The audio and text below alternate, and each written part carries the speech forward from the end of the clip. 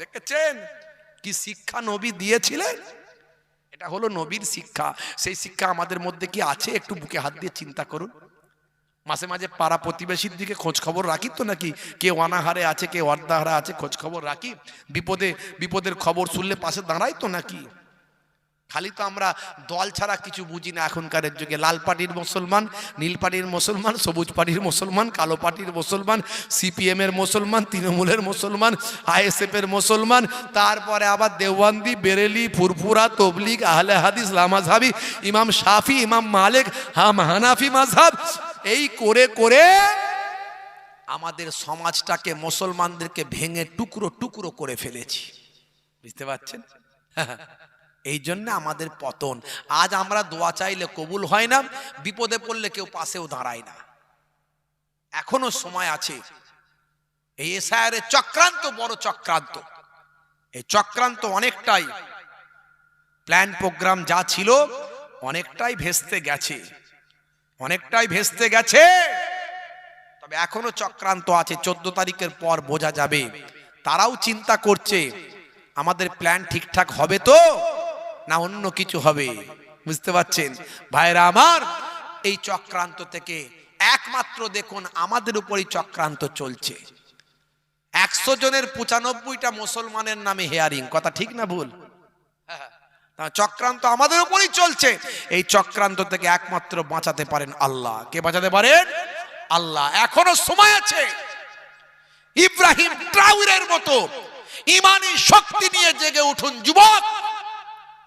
আপনাকে লড়াই করতে হবে না, মারপিট করতে হবে না, আপনাকে অস্ত্র হাতে নিতে হবে না। আপনি এক হাতে কোরআন, এক হাতে ঈমান, এক হাতে সংবিধান, এক হাতে দেশের প্রেম, ঈমানি শক্তি নিয়ে নবীর শিষ্য হয়ে আল্লাহকে রাজি করুন। দেখবেন সব সমস্যার সমাধান আমার আল্লাহ আপনার সঙ্গে থেকে গায়েবী মাদাদ দিয়ে, ফারিস্তা দিয়ে আপনাকে সাহায্য করবেন।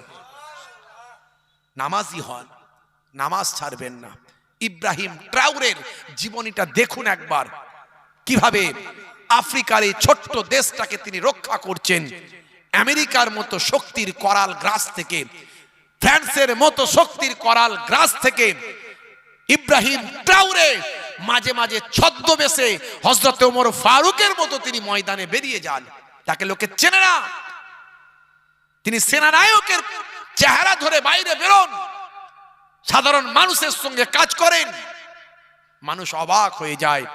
ভাই আমার, এই ছোট্ট দেশটার লক্ষ লক্ষ মানুষ, এই একটা মানুষের জন্য সবাই নিজেদের জীবনটা উৎসর্গ করতে পারে। বুঝতে পারছেন ভাইরা আমার? হে তরুণ যুবকেরা, হে আমার বন্ধুরা, হে আমার মুরব্বিয়ানেরা, দুটো কাজ করবেন বাবা। আজকের আলোচনা থেকে আমি আপনাদের মাঝখানে এ কথাটা বলে যাই, দুটো ভালো কাজ করবেন, দুটো ইবাদত করবেন। একদিকে হলো আল্লাহর ইবাদত, আল্লাহর নির্দেশনা। আমার আল্লাহর নির্দেশনা হলো সবচেয়ে বড় নির্দেশনা, সেটা হলো নামাজ। আল্লাহর সবচেয়ে বড় ইবাদত হলো নামাজ। এই নামাজটা আপনি পড়বেন। 2 নাম্বার হলো দয়ার নবীর সবচেয়ে বড় নির্দেশনা, সবচেয়ে বড় সুন্নত, সেটা হলো মুখের দাড়ি। এখন দাড়ি বিরাট কোহলি রেখেছে, হরভজন সিং রেখেছে, লিওনেল মেসি রেখেছে, ভারতের বর্তমান প্রধানমন্ত্রী রেখেছে, এক্স প্রাইম মিনিস্টারের মুখে দাড়ি ছিল। বড় দাড়ি রাখতে আপনার যদি অসুবিধা হয়, মোহেবুল্লাহ হুসাইনির মতো বড় দাড়ি রাখতে যদি সমস্যা হয়, ছোট দাড়ি রাখুন, কিন্তু দাড়িটা নবীর সুন্নত মনে করে রাখুন। ভাই আমার, মুখের সৌন্দর্যের জন্য নয়, নেতা মন্ত্রী রেখেছে বলে নয়, খেলোয়াড় প্লেয়ার রেখেছে বলে নয়, বিরাট কোহলি রেখেছে বলে নয়, নবীর সুন্নত মনে করে ছোট দাড়িটা রাখুন। আজ মারা গেলে কাল 2 দিন হবে, কবরে আপনাকে দেওয়া হবে। মুনকার নাকির ফারিস্তা এসে যখন বলবে মান রব্বুকা, দেখতে পাবে আপনার মুখে ছোট হলেও নবীর সুন্নতটা মুখে রাখা। হতে পারে ওই দাড়িটা হবে নাজাতের জারিয়া। আর সবচেয়ে বড় ইবাদত হলো নামাজ। হে তরুণ যুবকেরা, হে আমার মুরব্বিয়ানেরা, আজান যখন দেবেন নামাজে দাঁড়িয়ে যাবেন, নামাজটা ছেড়ে দেবেন না। আজান দেওয়া মানে নামাজের জন্য আহ্বান। হে যুবক, মোবাইল চালিয়েছো, আজান দিচ্ছে মানে সাউন্ড কমিয়ে দিচ্ছ, টিভি সাউন্ড কমাচ্ছ, মোবাইলের সাউন্ড কমাচ্ছ, মনে করছো আজান দিলে মনে হয় এটা করতে হয় না। ওগো মা, আজান দিলেই মাথায় কাপড় নাই, কাপড়টা দিচ্ছ, মনে করছো যে মাথায় কাপড় দিতে হয় আজান দিলে, আসলে তা নয়। আজান দিলে নামাজের প্রস্তুতি নিতে হয়। আজান হবে সঙ্গে সঙ্গে যে কাজ করছিলেন সেটা স্টপ হয়ে যাবে, প্রস্তুত হবেন, নামাজ পড়বেন, আবার এসে কাজ করবেন। এই যদি আপনার জীবন জিন্দেগি হয়, এই জীবন জিন্দেগিটা ছিল সাহাবায়ে কেরামদের জীবন জিন্দেগি। তাই সাহাবায়ে কেরামরা আল্লাহর মাহবুব বান্দা হয়েছিলেন, জাবানের দোয়াটা কবুল হয়েছিল। নামাজে কোনো অবহেলা করবেন না। রাস্তাঘাটে চলছেন, মুসাফির আছেন, আল্লাহ মাফ করার মালিক, একটু দেরি হচ্ছে, কখনো হয়তো কাজা হয়ে গেছে, কাজা পড়বেন। আমাদের গাড়িতে পানি থাকে, আমাদের গাড়িতে মাটি থাকে, আমরা গাড়িতে বসে বসে নামাজ পড়ি। এখন পরিবেশ পরিস্থিতি আলাদা, রাস্তাঘাটে নামাজ পড়া যায় না, সব জায়গায় মসজিদ পাওয়া যায় না। আপনারা কাজা হলে কাজা পড়ে নেবেন, কিন্তু নামাজ ছাড়বেন না। ইচ্ছাকৃতভাবে, হে তরুণ যুবকেরা, ইচ্ছাকৃতভাবে যদি কেউ নামাজ ছেড়ে দেয় তার শাস্তি হবে 14টা। কতগুলো শাস্তি বললাম? 14টা শাস্তি হবে। তার মধ্যে দুনিয়ায় হবে 5টা শাস্তি, কবরে গেলে হবে 3টে শাস্তি, আর কায়ামতে হবে 3টে শাস্তি, আর মৃত্যুর সময় হবে 3টে শাস্তি। মোট 14টা। খুব সংক্ষেপ, খুব সংক্ষেপ আপনাদের কাছ থেকে বিদায় নেব। আমার প্রায় 1.5-2 বছর আগে থেকে প্রোগ্রাম নেওয়া আছে।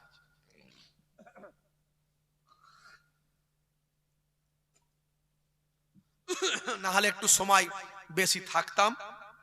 যাই হোক, ওয়াজ বেশিক্ষণ যে আমার শুনতে হবে এমন নয়। যেটুকু কথা আলোচনা করলাম, আমাকে আল্লাহ রাব্বুল আলামিন এবং আপনাদের সকলকে আমল করার তৌফিক দান করেন। বলুন আল্লাহুম্মা আমিন, বলুন আল্লাহুম্মা আমিন। 14টা শাস্তি হবে বেনামাজি বান্দার জন্য।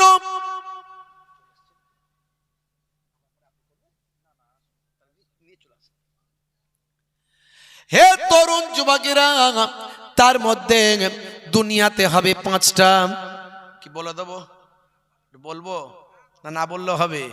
একটু হ্যাঁ হু দেন, হ্যাঁ একটু তাকবীর দেন, নারে তাকবীর। ভোটের সময় মাঝে মাঝে মিছিল হয় তো নাকি? এদিকে হয়, একটু আপনারা মাঝে মাঝে বেরোন, আওয়াজ টাওয়াজ দেন।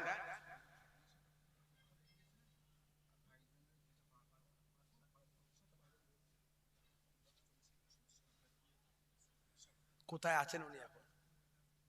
কতক্ষণ লাগবে ওখান থেকে? কিছু বুঝতে পারছি না আপনার কথা। দরুদ শরীফ আল্লাহুম্মা।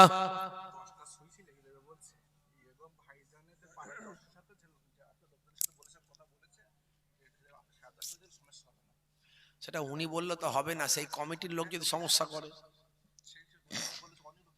ইমাম সাহেব করবে, কোনো অসুবিধা নাই। আমি আরো 15 মিনিট করে দিচ্ছি, যদি আসে ভালো। 15 মিনিটের মধ্যে চলে আসবে তো? 40 হয়েছে, 15 মিনিটের মধ্যে করে দিচ্ছি। 40 50 পর্যন্ত, 50-55 পর্যন্ত করে দিচ্ছি। দেখেন, দরুদ শরীফ আল্লাহুম্মা সাল্লি আলা।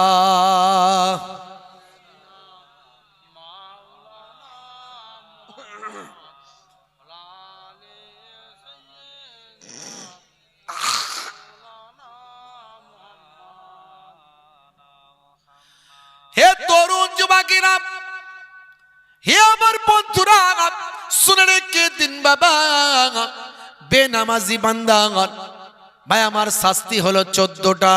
তাহলে বলবো, তাহলে হ্যাঁ হু দেন, তাকবীর দেন, নারে তাকবীর, সবাই মিলে দেন। ভোটের সময় আপনারা মিছিল টিছিলে বেরোন তো নাকি? হ্যাঁ, দায় এদিকে লড়তে হবে লড়তে হবে লড়তে হবে লড়তে হবে, ভোট দেবেন কোনখানি, আমাদের ওইখানি, কল হবে রাস্তা হবে পায়খানা হবে, কল হবে রাস্তা হবে পায়খানা হবে। বাপ রে বাপ, চাচা আমার বেরিয়েছে বেঁকে বেঁকে, আছে না নাই? 70 বছরের চাচা বেঁকে বেঁকে খেঁচে খেঁচে দৌড়চ্ছে। চাচা গলা তো বসিয়ে ফেলেছো। বলে বুঝিসনি বাবু, দাদা দিদিকে খুশি করার ব্যাপার ছিল। দাদা এটা, চাচা এটা খুব ভালো বুঝেছে, দাদা দিদিকে খুশি করতে হবে। চাচা এটা বুঝুনি, আল্লাহকে খুশি করতে হবে। রাগ করবেন না বাপ, দাদা দিদিকে খুশি করুন, আমি আর বিরোধী নয়, আমি কোনো পার্টি পলিটিক্সের লোক নয়, আপনি করুন, অসুবিধা নাই।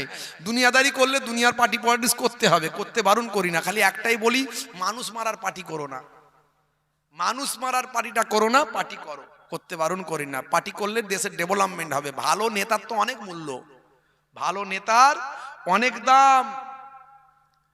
যদি একটা ভালো নেতা হয় আপনার দেশে, আপনার রাজ্যে, আপনার এলাকায়, সেই নেতা যদি কওমের কাজ করে, মানুষের কাজ করে, দুস্থ অসহায় মানুষের পাশে দাঁড়ায়, ওই নেতাটা আর আমার নবী জান্নাতে পাশাপাশি বাস করবে। জোরে হবে না? সেই নেতা কি খুঁজে পাওয়া যাচ্ছে বাপ? হ্যাঁ, সুযোগ পেলেই কাটমানি ছেড়ে দেবে, আছে না নাই? হ্যাঁ ভাই আমার, কিছু যদি সরকার থেকে পাইয়ে দেয়, ওকে আগে 5000 কাটমানি দাও, আছে না নাই? কোন জ্বালায় আছি আমরা? ভালো কাজ করার জন্য ভালো লোক নাই, ঝেড়ে খাওয়ার জন্য। কোন জায়গার নাম আমি শুনেছিলাম, পড়েছিলাম, ছোট্ট একটা দেশ এইরকম, সেই দেশের প্রেসিডেন্ট আমাদের ইন্ডিয়ায় এসছে, বুঝতে পারছেন? সেই দেশের প্রেসিডেন্ট আমাদের ইন্ডিয়ায় এসছে। মাঝে মাঝে তো অন্যান্য দেশের বড় বড় প্রেসিডেন্টরা, রাষ্ট্রপ্রধানরা আসে, তো সেই দেশের প্রেসিডেন্ট, নামটা আমার মনে নাই এই মুহূর্তে, তিনি এসেছেন আমাদের ইন্ডিয়াতে। এয়ারপোর্টে আমাদের যেহেতু একটা দেশের রাষ্ট্রপ্রধান, সে ছোট দেশ হোক আর যাই দেশ হোক, এই দেশের প্রথম সারির কিছু বড় বড় ব্যক্তিরা তাকে রিসিভ করতে যান এয়ারপোর্টে। যখন প্লেন থেকে নামছেন, তখন সারিবদ্ধভাবে ফুল টুল নিয়ে, আর আমাদের দেশের প্রথম সারির কয়েকটা বেশ নেতা, মন্ত্রী টন্ত্রী, তারা দাঁড়িয়ে আছে। উনি এসে হ্যান্ডশেক করছেন, হাত মেলাচ্ছেন, মিলিয়ে জিজ্ঞাসা করছেন, আপনি কি করেন তাহলে? এই রে বড় বিপদ, কি করি এখন, এর প্রশ্নের উত্তর কি? বলছে আমি পলিটিক্স করি। হ্যাঁ পলিটিক্স তো করেন, সে তো আমিও করি, বাকি আপনি অন্য কি করেন? তা আর তো কিছু করে না, খালি তো পলিটিক্স করে, বুঝতে পারছেন? খালি একই উত্তর, আমি পলিটিক্স করি। ও বুঝতে পেরেছে, ঠিক আছে, মানে আর বেশি ঘাঁটালেন না। পরের জনের সঙ্গে আবার হাত মেলাচ্ছে, মিলিয়ে আবার জিজ্ঞাসা করছে, আপনি তাহলে কি করেন? আপ কিয়া করতে হ্যাঁ, মানে হিন্দি ভাব ইংরাজিতে বলছে আর কি, আপনি তাহলে কি করেন? সেও তো চিন্তা করছে মাথা চুলকে, ও যা বলেছে আমাকেও তাই বলতে হবে, পলিটিক্স করি। হ্যাঁ পলিটিক্স করেন, আর বাকি আর অন্য কিছু, কোনো প্রফেশনালি কোনো ব্যবসা কোনো কিছু, পলিটিক্স করি, মানে ও ছাড়া আর কোনো কাজ নাই, পলিটিক্স করি, ওটাই ব্যবসা, ওটাই সব কিছু, বুঝতে পারছেন? সবাইয়ের সঙ্গে হাত মিলিয়ে নিল।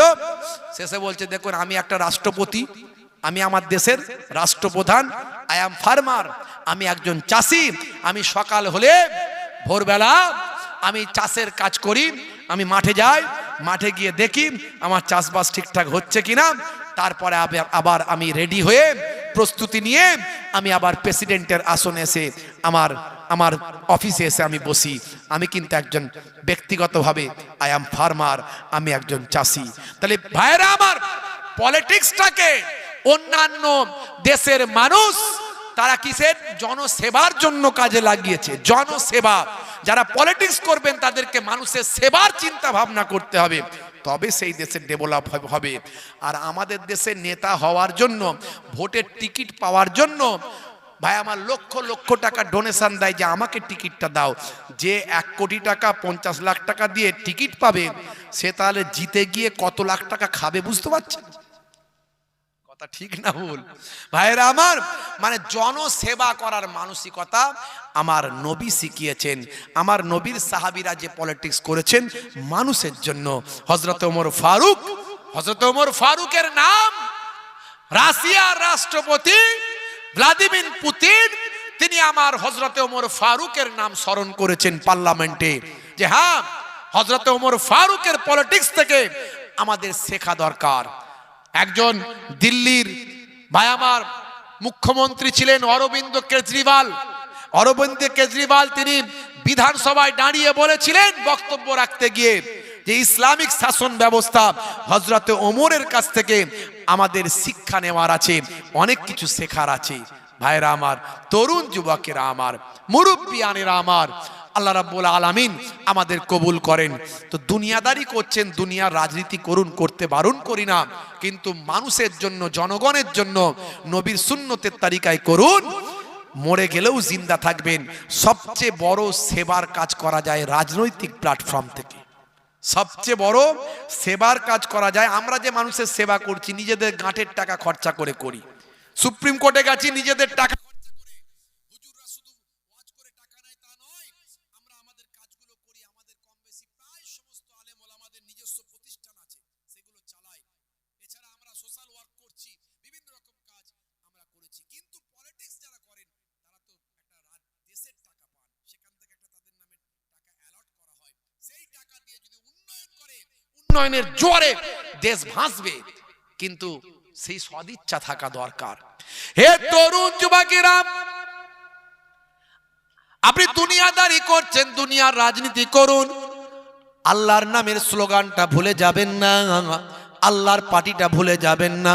দুনিয়ার পার্টি করছেন, করুন, আল্লাহর পার্টি ভুলে যাবেন না। আল্লাহর পার্টিটা হলো নামাজের পার্টি। হে তরুণ যুবকেরা, সেই নামাজের পার্টি, আল্লাহর পার্টি যদি না করেন, যদি বেনামাজি হন, হে যুবক শুনে রেখে দাও, বেনামাজি বান্দার জন্য 14টা শাস্তি, তার মধ্যে 5টা শাস্তি হবে দুনিয়াতে। 1 নাম্বার হলো বেনামাজি বান্দার চেহারায় কোনো নূরের জ্যোতি থাকবে না, নূরের আলো থাকবে না, নেককারের চেহারা থাকবে না। কালো হোক আর দেখতে যেমনই হোক, কিন্তু নামাজি বান্দার মধ্যে একটা নেককারের চেহারা থাকবে, একটা নূর থাকবে, একটা আল্লাহওয়ালা মানুষের সুরাত থাকবে। নামাজি বান্দার চেহারাতে আমার আল্লাহ একটা নূর দান করেন। বেনামাজি বান্দার চেহারায় কোনো সেই নূরের জ্যোতি থাকবে না। 2 নাম্বার হলো বেনামাজি বান্দার রুজিতে বরকত হবে না। 3 নাম্বার হলো বেনামাজি বান্দার কোনো দোয়া আল্লাহ কবুল করবে না। 4 নাম্বার হলো বেনামাজি বান্দা কোনো ভালো কাজ করলে লোকে বলবে ভালো, কিন্তু তার সওয়াব আল্লাহ দেবেন না। কোনো ভালো কাজ করলেও সওয়াব নেকি পাওয়া যাবে না। আর 5 নাম্বার হলো বেনামাজি বান্দার জন্য কোনো মানুষ যদি দোয়া করে, কোনো নেককার আল্লাহওয়ালা মানুষ, আল্লাহর ওলি যদি দোয়া করে, বেনামাজি বান্দার জন্য যদি আল্লাহওয়ালা মানুষ দোয়া করে, আল্লাহওয়ালা মানুষের দোয়াটাও বেনামাজি বান্দার জন্য কবুল হবে না। এই হলো 5টা দুনিয়াতে শাস্তি। বেনামাজি বান্দার দুনিয়াতে 5টা শাস্তি। মৃত্যুর সময় 3টে শাস্তি হবে। হে তরুণ যুবকেরা, হে আমার মুরব্বিয়ানেরা, মওতের সময় 3টে শাস্তি। 1 নাম্বার হলো বেনামাজি বান্দার, ভাই আমার মৃত্যুটা হবে বড় জিল্লাতের সঙ্গে, অপমানের সঙ্গে, বেইজ্জতের সঙ্গে তার মওত হবে। 2 নাম্বার হলো বেনামাজি বান্দার 2 নাম্বার শাস্তি হলো প্রচন্ড ক্ষুধার্ত অবস্থায় মারা যাবে। মনে হবে বড় ক্ষুধা লেগেছে, বড় ভোক লেগেছে, যদি খাবার পেতাম সব আমি খেয়ে ফেলতাম, কিন্তু খাবার তার পেটে ঢুকবে না, ক্ষুধার্ত অবস্থায় মারা যাবে। 2 নাম্বার শাস্তি। আর 3 নাম্বার শাস্তি হলো বেনামাজি বান্দার, হে তরুণ যুবকেরা, অত্যন্ত পিপাসা অবস্থায় থাকবে। এতটাই পিপাসা থাকবে মনে হবে সব পানি আমি খেয়ে ফেলব, কিন্তু পানি মুখে দিলে পানি ভিতরে তার ঢুকবে না। এই 3টে শাস্তি মৃত্যুর সময় হবে। কবরে গেলে 3টে শাস্তি হবে। একদিকের কবর, একদিকের কবরের মাটি, আর একদিকের কবরের, ভাই আমার একসঙ্গে লেগে যাবে। একদিকের কবরের মাটি এমন ভাবে পিসাই করবেন সারা শরীরটাকে গুঁড়ো করে দেবেন। এই কবরের মাটি একসঙ্গে মিলিত হবে, তাকে গুঁড়ো করে ফেলবেন, আবার আল্লাহর কুদরতি ক্ষমতায় গোটা হয়ে যাবে। আবার গুঁড়ো হবে, আবার গোটা হবে, এইভাবে শাস্তি চলতে থাকবে। এটা হলো 1 নাম্বার। 2 নাম্বার হলো ভাই আমার সুজা আকরা নামক কবরে একটা ভয়ঙ্কর সাপ নিয়োগ করা হবে, যে সাপটা জামিনে যদি একবার দুনিয়াতে নিঃশ্বাস ফেলত, কায়ামত পর্যন্ত সেখানে ঘাস আর জন্ম হতো না। সেই ভয়ঙ্কর সাপ, যন্ত্রণাদায়ক সাপ, সেই সাপটাকে দংশনটা করতে থাকবে। এটা এক ধরনের শাস্তি। আর 3 নাম্বার শাস্তি হলো কবরটা আগুনের কুণ্ডুতে পরিণত হবে, আগুনটা আর কবরে জ্বালিয়ে দেওয়া হবে, সারা শরীর পুড়ে কয়লা হয়ে যাবে। এই শাস্তি তার চলতে থাকবে। লোকে বলবে হুজুর, মাঝে মাঝে আমরা পুরানো কবরের ধারে গিয়ে দেখি, ভাঙা কবরের ধারে গিয়ে দেখি কোনো শাস্তি তো দেখতে পাই না। আপনি মাঝে মাঝে স্বপ্ন দেখেন, ঘুমের ঘোরে, ঘুমের মধ্যে স্বপ্ন দেখেন। যারা জেগে আছে তারা কিছু দেখতে পায় না, বুঝতেও পারে না, কিন্তু আপনি স্বপ্নে দেখছেন, দেখে স্বপ্নের মধ্যে কোনো ভয়ঙ্কর স্বপ্ন দেখছেন, সেই স্বপ্ন দেখে আপনি কষ্ট পাচ্ছেন, সারা শরীর ঘেমে যাচ্ছে, আপনার মনে হচ্ছে আপনি মরে যাচ্ছেন। এই যে কষ্টটা আপনি ঘুমের মধ্যে স্বপ্নের মধ্যে দেখছেন, ওটা স্বপ্ন দেখে আপনি কষ্ট পাচ্ছেন, আপনার শরীরে আঘাত লাগছে, আপনি ঘুমের মধ্যে কষ্ট পাচ্ছেন। পৃথিবীর কোনো মানুষ যারা জীবিত আছে, বেঁচে আছে, তারা কেউ বুঝতে পারে না। কথা ঠিক না ভুল? কবরবাসী ওইভাবেই শাস্তি পাবে, পৃথিবীর কোনো মানুষ টের পাবে না। 3টে শাস্তি হবে কিয়ামতের দিনে। হে তরুণ যুবকেরা, হে আমার মুরব্বিয়ানিরা, শুনে রেখে দিন বাবা, জেনে রেখে দেন মুসলমান ভাইরা আমার। আমার আল্লাহ ওই বেনামাজি বান্দার প্রতি রহমতের দৃষ্টিতে তাকাবেন না, নারাজ থাকবেন, রহমতের দৃষ্টিতে আমার আল্লাহ তাকাবেন না। এটা হলো 1 নাম্বার। 2 নাম্বার হলো ভাই আমার বেনামাজি বান্দার আমল নামাতা বাম হাতে দেওয়া হবে পেছন দিক থেকে, বেইজ্জতের সঙ্গে, অপমানের সঙ্গে। এটা হলো 2 নাম্বার শাস্তি। আর 3 নাম্বার শাস্তি হলো ফারিস্তারা টানতে টানতে জাহান্নামার দরজায় নিয়ে গিয়ে নিক্ষেপ করে দেবে। বেনামাজি বান্দার 14টা শাস্তির কথা নবী বলেছেন।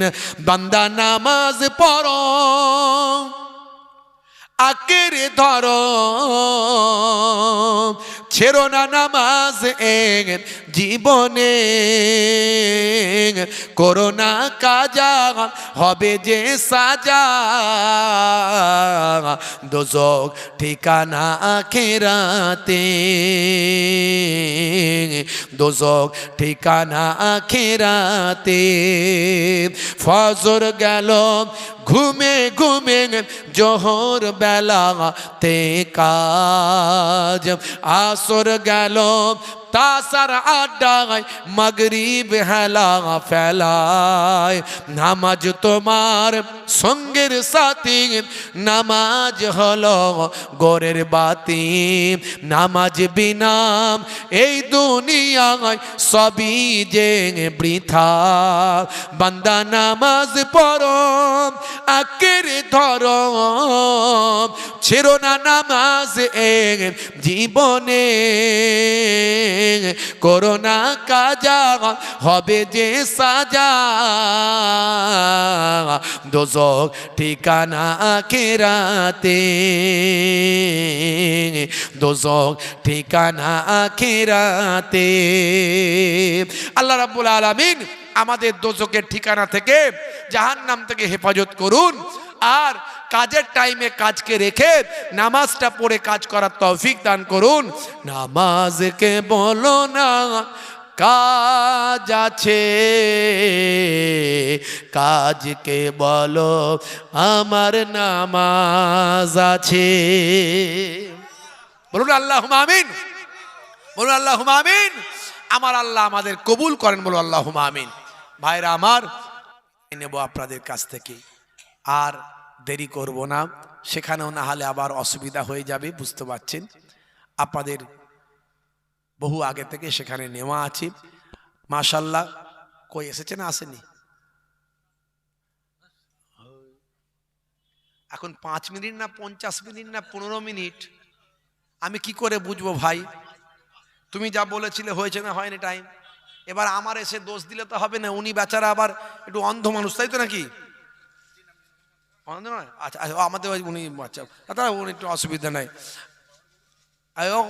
ওখানটা কে করবে? বললে তো হবে না, এখন তারা লোকেরা শুনবে, উনি বলে দিতে হবে না তো। দরুদ শরীফ আল্লাহুম্মা, আরে নালে মৌলানা সাহেবকে দিচ্ছি, মৌলানা সাহেব করুক, নালে যদি দেরি হয় অসুবিধা নাই। ওয়া আলা আলি,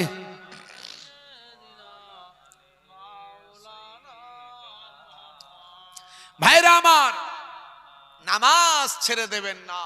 নামাজের থেকে বড় ইবাদত আর কিছু নাই বাপ। নামাজ পড়তে কিসের কষ্ট? আসলে নার্ভ সেটিং হয়নি, নার্ভটা সেটিং হয়নি। আপনি 1 মাস নামাজ পড়ুন না কন্টিনিউ। মনের সঙ্গে লড়াই করতে হবে। প্রথম মনের সঙ্গে লড়াই করতে হবে। শয়তান আপনাকে পড়তে দেবে না। আপনি নামাজ পড়তে যাবেন, শয়তান বাধা দেবে। নামাজ পড়ে খায় কাজ নাই, তোর কি কাজ উপকার হবে? নামাজ পড়লে কি লাভ? হ্যাঁ, কাজটা কর দেখিনি, আগে কাজটা হোক, পরে নামাজ পড়বি। বিভিন্নভাবে শয়তান আপনাকে আমাকে বাধা দিয়ে আল্লাহর নির্দেশ থেকে দূরে রাখবে। মানে জাহান্নামায় তো ঢোকাতে হবে বান্দাকে, না চেষ্টা করবে। কিন্তু 1টা মাস আপনি মনের সঙ্গে লড়াই করে জোর করে নামাজ পড়ুন, 1 মাস পরে দেখবেন শয়তান আপনার আর কাছে নাই, দূর থেকে এবার আপনাকে দেখছে। শয়তান দূর থেকে, আপনার নার্ভের সঙ্গে নামাজ সেটিং হয়ে গেছে। যখনই আজান হবে, আপনার নামাজ কাজা হয়ে গেলে মনে হবে কখন আমি কাজা নামাজটাকে আপডেট দেবো, কখন কাজা নামাজটাকে পড়বো আমি। নামাজ আপনি ছাড়তে পারবেন না ভাইরা আমার, এই নার্ভের সঙ্গে সেটিং হয়ে যাবে। তাই বলবো বাপ, নামাজটা ছেড়ে দেবেন না।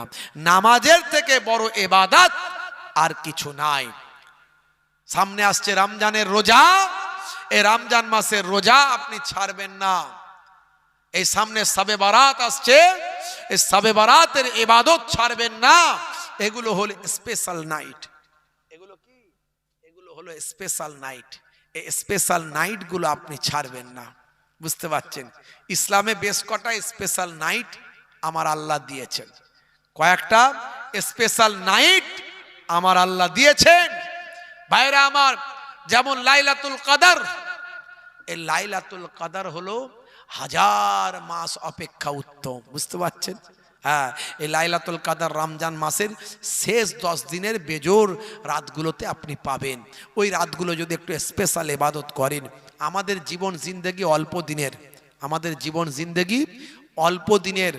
হ্যাঁ ভাইরা আমার, আগের যুগের মানুষেরা অনেক বেশি দিন করে বাঁচত। নূহ নবীর জামানায়, মুসা নবীর জামানায়, ভাই আমার সুলাইমান নবীর জামানায়, দাউদ নবীর জামানায়, হুদ নবীর জামানায়, লুত নবীর জামানায়, আদম নবীর জামানায় মানুষ 500 বছর, 700 বছর, 1000 বছর পর্যন্ত। আউস বিন আনাক নামে একজন ছিলেন, তিনি 3500 বছর হায়াত পেয়েছিলেন। তাই মুসা নবীকে তার উম্মত জিজ্ঞাসা করেছিল, হুজুর উম্মতে মুহাম্মাদি তো অল্প দিন বাঁচবে, তো ওদের বিয়ে টিয়ে হবে তো? 50 বছর, 60 বছর, 70 বছর বাঁচবে, ওদের বিয়ে শাদী হবে?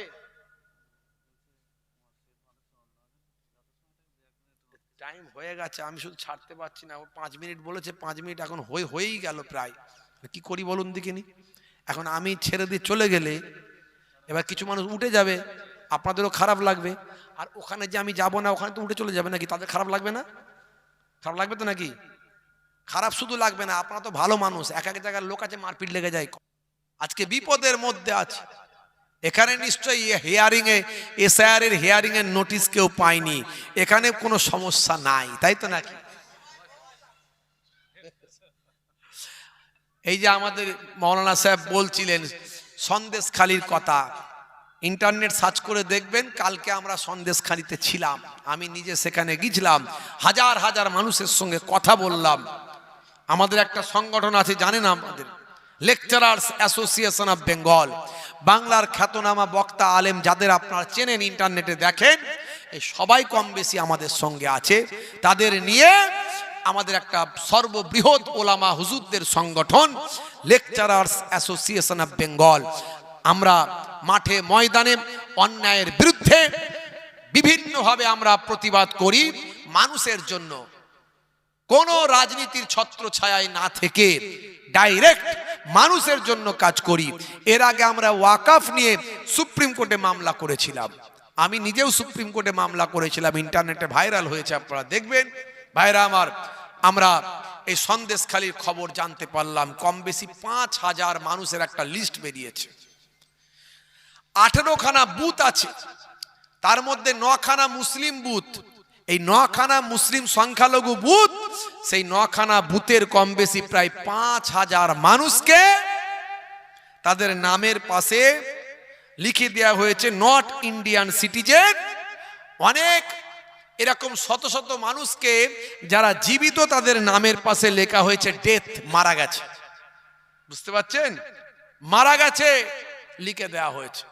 তা আমরা এই খবর পেয়ে ছুটে গেলাম, ওই সমস্ত মানুষগুলো বড় চিন্তিত, ছোটাছুটি করছে কাগজপত্র নিয়ে। আমরা বললাম ভয় পাবেন না, এসব 2 নম্বরই হচ্ছে, জোচ্চুরি হচ্ছে, মানুষকে ভয় দেখানোর প্রয়াস তৈরি হচ্ছে। আমরা ছেড়ে কথা বলবো না। আমরা ওখানে গিয়ে মিটিং করলাম, হাজার হাজার মানুষকে নিয়ে জামায়াত করলাম।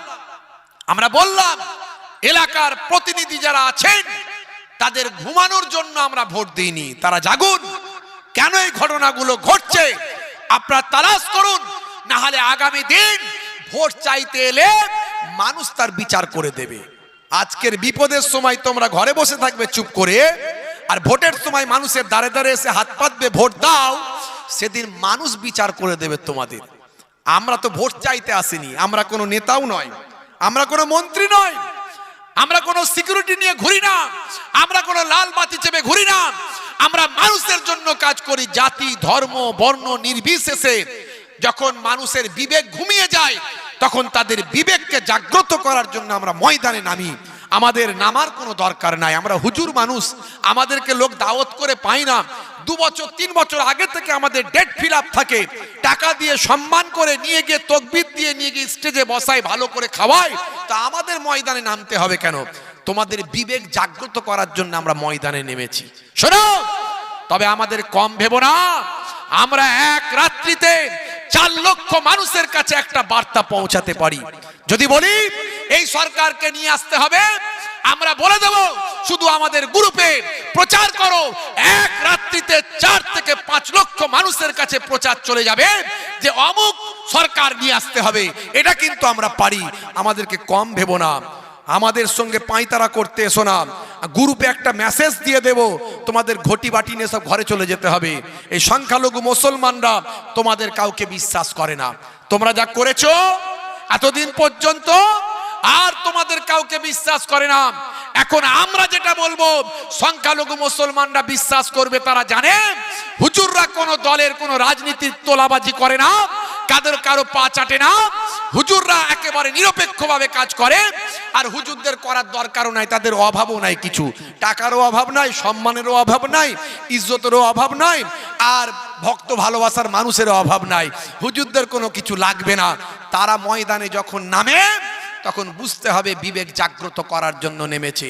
তাই আমি বলে দিলাম, আমরা বললাম কালকে, আর আমরা সহ্য করব না। যাদের ভোট দেওয়া হয়েছে তারা কোথায়? তারা কোথায়? কেন এরকম 5,000 মানুষের নামের পাশে নট ইন্ডিয়ান সিটিজেন লেখা হবে? তোমার নামের পাশে যদি বেনাগরিক লিখে দেওয়া হয়, তোমার হার্টবিট থরথর করে কাঁপবে। এটা কি করে হতে পারে? এর ফাইসালা করো তাড়াতাড়ি, না হলে আমরা আগামী দিন 14 তারিখের পর ওই সমস্ত মানুষদের জন্য প্রয়োজন হলে সুপ্রিম কোর্টে গিয়ে, এর আগেও মামলা করেছি, আবার প্রয়োজন হলে আমরা সুপ্রিম কোর্টে যাব, মাঠে ময়দানে হাজার হাজার মানুষকে নিয়ে পথে নামবো এবং সুপ্রিম কোর্টে গিয়েও মামলা পর্যন্ত করব। সাবধান করে দিয়েছি, কাল থেকে তোলপাড় শুরু হয়ে গেছে, সব জায়গায় নিউজ হয়েছে, মিডিয়া হয়েছে, খবর হয়েছে। ভাই আমার, পেপার পত্রিকার প্রথম পাতায় এসেছে, সারা ভাই আমার সন্দেশখালী এলাকা তোলপাড় হয়েছে, কাল থেকে নিউজ চারিদিকে ছড়িয়ে গেছে। আপনারা খবর নেবেন, যাই কিছু একটা ব্যবস্থা হবে। আমাদের কাছে ইঙ্গিত আসছে, খবর আসছে, ইসিআই পর্যন্ত খবর চলে গেছে, আমরা জানতে পেরেছি। ভাইরা আমার, তরুণ যুবকেরা আমার, তো এই সব মুসিবত কেন আসছে? এই মুসিবত গুলো আসছে তার কারণ হলো আমরা আল্লাহ ভুলে গেছি। কথা ঠিক না ভুল বলেন? যারা বলেন 100 জনের 95 জন 5 ওয়াক্ত নামাজ পড়েন, 5 ওয়াক্ত নামাজ 100 জনের 95 জন পড়ে না যে আল্লাহ রব্বুল আলামিন 82 বার নামাজের কথা বলেছেন, 82 বার নামাজের কথা বলেছেন, আমরা সেই নামাজটা ছেড়ে দিয়েছি। 1 ঘন্টা নামাজে দিতে বলেছিল আল্লাহ। আল্লাহ বলেছিল 1 ঘন্টা নামাজে দাও। 5 ওয়াক্ত নামাজ পড়তে 1 ঘন্টা সময় লাগবে, 12 মিনিট করে সময় দিলে 5 বারম 60। 1 ঘন্টা হে যুবক তোমার নামাজে দেওয়ার সময় হলো না? হ্যাঁ, আর তুমি বলছো আমার কেন ডেভেলপমেন্ট হচ্ছে না? তুমি 1 ঘন্টা নামাজে সময় দাও, আমার আল্লাহ তোমার 23 ঘন্টা কামিয়াবি দান করে দেবে। জোরে হবে না?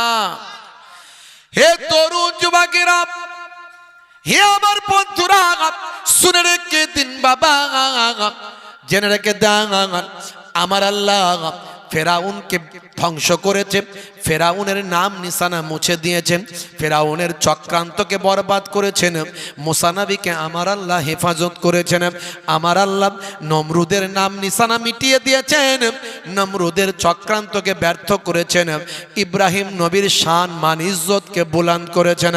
হে তরুণ যুবকের, হে আমার মুরব্বিয়ানিরা, শুনে রেখে দিন বাবা, জেনে রেখে দেন মুসলমান, আমার আপনার নবী আখিরি জামানার পয়গম্বরের শত্রু আবু জাহিল আবু লাহাবের শান, আবু জাহিল আবু লাহাবের সমস্ত চক্রান্তকে ব্যর্থ করেছেন, তাদের ধ্বংস করেছেন, তাদের নাম নিশানা বরবাদ করেছেন। আমার আল্লাহ তাআলা আমার আপনার নবীর ইজ্জত সম্মানকে বুলন্দ করেছেন। হে যুবক, তুমি চিন্তা করো না, তুমি আল্লাহর হয়ে যাও। মাল্লাহুল মাওলা ফালাহুল কুল, বান্দা যখন আল্লাহর হয়ে যায়, কুল মাখলুকাত তার গোলাম হয়ে যায়। মান কানা লিল্লাহি কানা আল্লাহু লাহু, যে বান্দা আল্লাহর হয়ে যায় স্বয়ং আল্লাহ তার হয়ে যান। হে যুবক, তুমি মনে করো না তুমি দুর্বল, হে যুবক তুমি মনে করো না তুমি ছোট, হে যুবক তুমি মনে করো না তুমি ক্ষুদ্র, হে যুবক তুমি মনে করো না তুমি স্বল্প, হে যুবক তুমি মনে করো না তুমি দুর্বল। না না না, তোমার সঙ্গে যদি আল্লাহর শক্তি থাকে, পৃথিবীর সব শক্তি তোমার পায়ের তলায় গড়াগড়ি খাবে। জোরে হবে না? আর জোরে হবে না? বন্ধুরা আমার, তরুণ যুবকেরা আমার, হে আমার মুরব্বিয়ানিরা, এই দিকটা বিছিয়ে দিতে বলেন না। হ্যাঁ, আবার ফের লোকজন এলে বিছাতে হবে। अल्लाह ही अल्लाह किया करो, दुख न किसी को दिया करो, जो दुनिया का मालिक है नाम उसी का लिया करो। अल्लाह अल्लाह अल्लाह अल्लाह अल्लाह अल्लाह अल्लाह अल्लाह, ला इलाहा इल्लल्लाह, ला इलाहा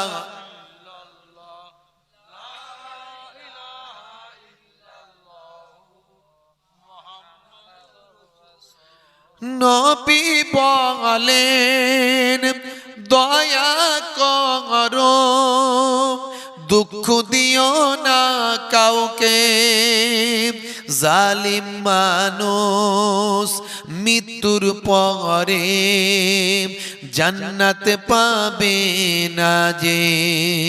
दुख न किसी को दिया करो, अल्लाह ही अल्लाह किया करो, जो दुनिया का मालिक है नाम उसी का लिया करो।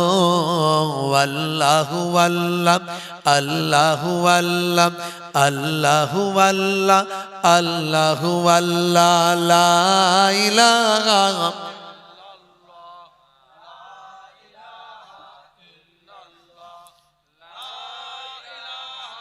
ইল্লাল্লাহু মুহাম্মাদুর রাসূলুল্লাহ। কে দাও তোমরা ধ্বংসপ্রাপ্ত হবে, তোমরা ধ্বংসপ্রাপ্ত হবে। যদি আমরা দুনিয়ায় সব কিছু আল্লাহর নিয়ামত ভোগ করছি, একবার নিজের সৃষ্টি রহস্যের কথা চিন্তা করবেন। মাঝে মাঝে বালিশে মাথা দিয়ে ভাববেন আমার আল্লাহ কিভাবে জন্ম দিল, মানুষ পৃথিবীতে কত মানুষের আবির্ভাব হলো, আজ তারা দুনিয়া ছেড়ে বিদায় নিয়েছে। একদিন আমাকেও চলে যেতে হবে। জমিন থেকে অটোমেটিক গাছ তৈরি হচ্ছে, আমার আল্লাহ সেই গাছ থেকে ফল দিচ্ছে, সেই ফল থেকে আমরা ধান, আলু, পাট, শস্য, শ্যামলা, ফলমূল ভোগ করছি। এ আল্লাহর নিয়ামত। এসব কি করে হচ্ছে? আকাশ থেকে মেঘ হচ্ছে, পানি আসছে, দিনের বেলা সূর্য উঠছে, আলো হচ্ছে, রাতের বেলা অন্ধকার হচ্ছে। এ সব আল্লাহর কুদরতি ক্ষমতা।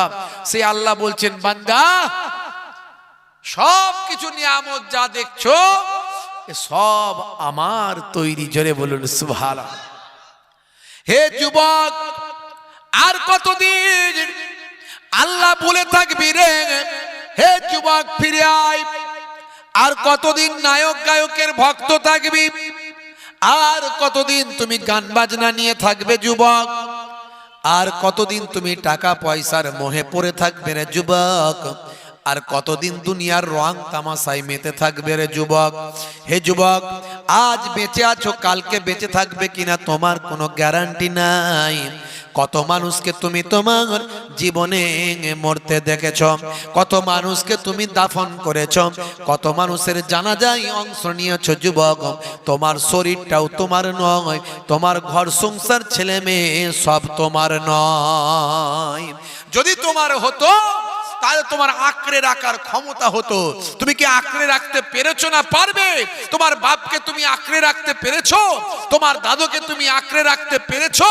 তোমার চাচাকে তুমি আঁকড়ে রাখতে পেরেছো? সব ধ্বংসশীল, সব আমার।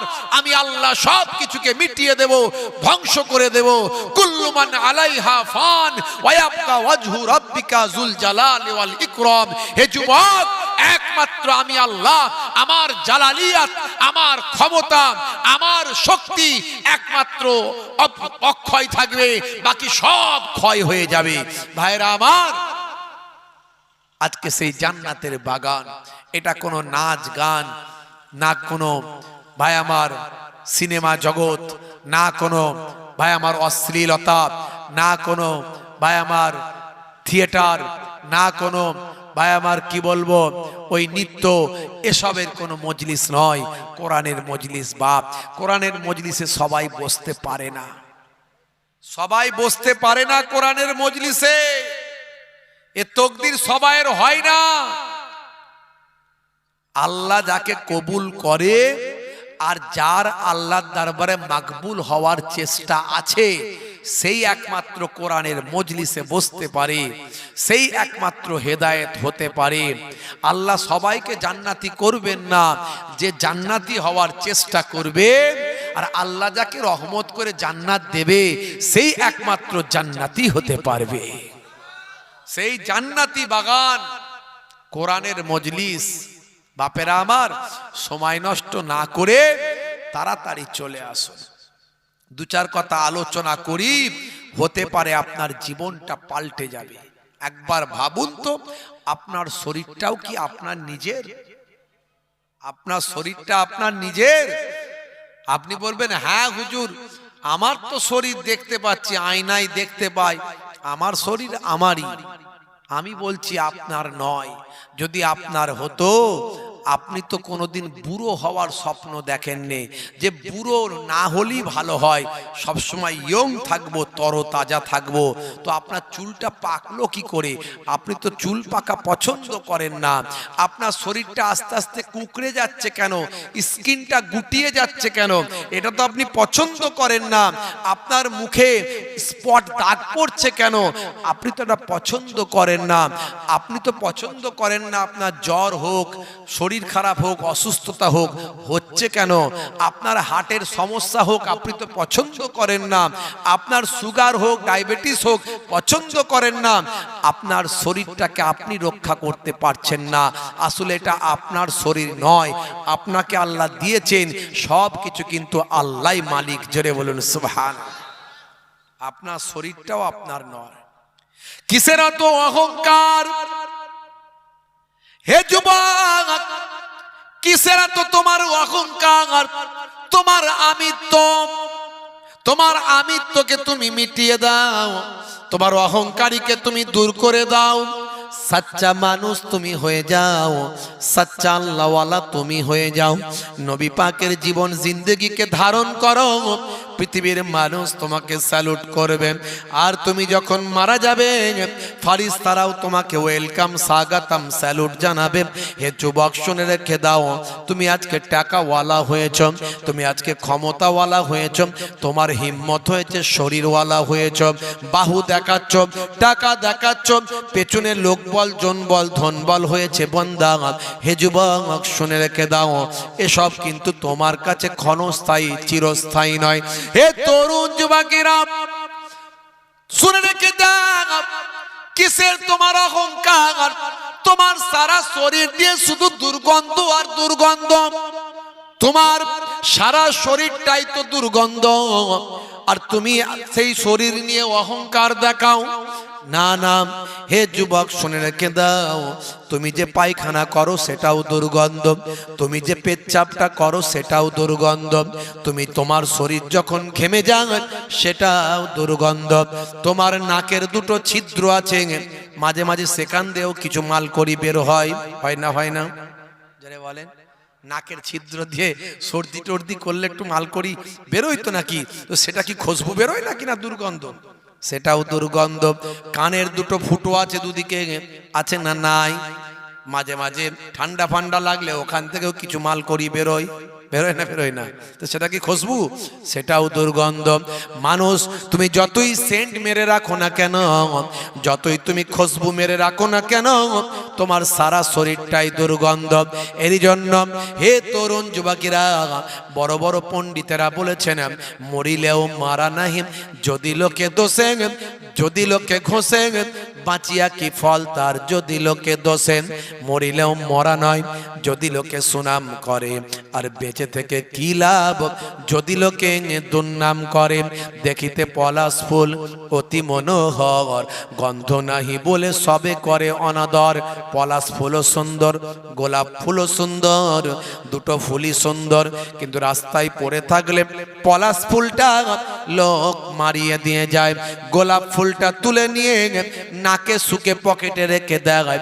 হে যুবক, তুমি গোলাপ ফুল হয়ে যাও, পলাশ ফুল হয়ে তোমার আর কোনো লাভ নাই। তুলসী जब जग में आए तू रोए जग हंसे, ऐसी करनी कर चलो तुम हंसो जग रोए।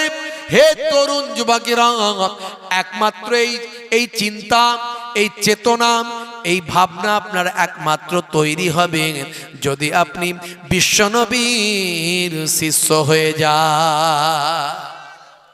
এটা একমাত্র আমার নবীর শিষ্য হলে আপনার তৈরি হবে, না হলে আপনি পৃথিবীর যত বড় বড়ই ব্যক্তির শিষ্য হন না কেন, আপনাকে কেউ এই পর্যায়ে নামাতে পারবে না। আপনার একটা গরম থাকবে, হয় টাকার গরম, না হলে সম্মানের গরম, না হলে পয়সার গরম, না হলে সম্পত্তির গরম, না হলে শরীরের গরম, না হলে তাকব ভাই আমার ক্ষমতার গরম, একটা গরম থাকবে।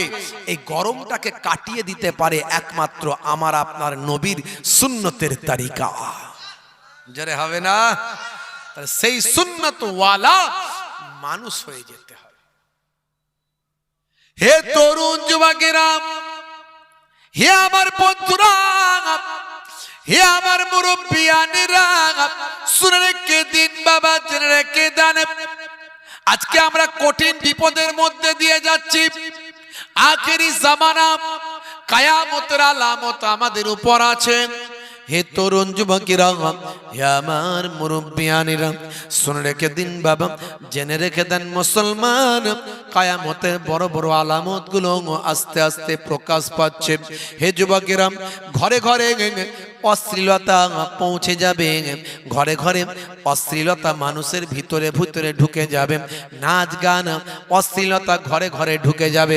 আজকে দেখুন তো, এই মোবাইলটার মাধ্যমে ঘরে ঘরে তো দূরের কথা, প্রত্যেকটা মানুষের পকেটে পকেটে গান বাজনা অশ্লীলতা ঢুকে পড়েছে। 1450 বছর আগে আল্লাহর নবীর কথাটা মিলে গিয়েছে।